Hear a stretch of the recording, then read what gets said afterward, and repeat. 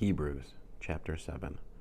This Malki-Tzedek, king of Shalem, a cohen of God Ha Elyon, met Avraham on his way back from the slaughter of the kings and blessed him. Also Avraham gave him 1/10 of everything. Now first of all, by translation of his name, he is king of righteousness, and then he is also king of Shalem, which means king of peace. There is no record of his father, mother, ancestry, birth, or death. Rather, like the Son of God, he continues as a cohen for all time. Just think how great he was. Even the patriarch Avraham gave him 1/10 of the choicest spoils. Now the descendants of Levi, who became Kohanim, have a commandment in the Torah to take 1/10 of the income of the people, that is, from their own brothers, despite the fact that they too are descended from Avraham. But Malki-Tzedek, even though he was not descended from Levi, took 1/10 from Avraham. Also he blessed Avraham, the man who received God's promises, and it is beyond all dispute that the one who blesses has higher status than the one who receives the blessing.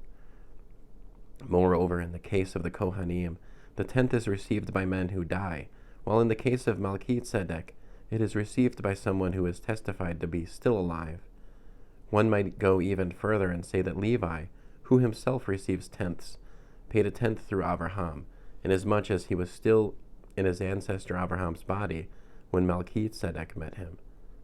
Therefore, if it had been possible to reach the goal through the system of Kohanim derived from Levi, since in connection with it the people were given the Torah, what need would there have been for another, different kind of cohen, the one spoken of as to be compared with Malki-Tzedek, and not to be compared with Aharon?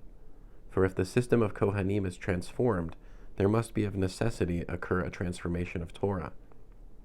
The one about whom these things are said belongs to another tribe, from which no one has ever served at the altar. For everyone knows that our Lord arose out of Yehuda, and that Moshe said nothing about this tribe when he spoke about Kohanim. It becomes even clearer if a different kind of cohen, one like Malki-Tzedek, arises, one who has become a cohen not by virtue of a rule in the Torah concerning physical descent, but by virtue of the power of an indestructible life. For it is stated, "You are a cohen forever," to be compared with Malki-Tzedek.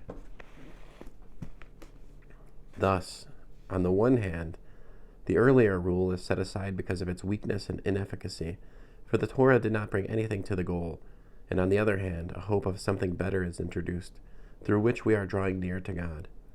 What is more, God swore an oath, for no oath was sworn in connection with those who become Kohanim now, but Yeshua became a cohen by the oath which God swore when he said to him, "Adonai has sworn and will not change his mind. You are a cohen forever." Also this shows how much better is the covenant of which Yeshua has become guarantor. Moreover, the present Kohanim are many in number, because they are prevented by death from continuing in office. But because he lives forever, his position as cohen does not pass on to someone else, and consequently he is totally able to deliver those who approach God through him, since he is alive forever, and thus forever able to intercede on their behalf. This is the kind of Kohen Gadol that meets our need, holy, without evil, without stain, set apart from sinners and raised higher than the heavens, one who does not have the daily necessity, like the other Kohen Gadolim, of offering up sacrifices first for their own sins, and only then for those of the people, because he offered one sacrifice, once and for all, by offering up himself. For the Torah appoints as Kohanim Gadolim, men who have weakness. But the text which speaks about the swearing of the oath, a text written later than the Torah, appoints a son who has been brought to the goal forever. End of Hebrews chapter 7.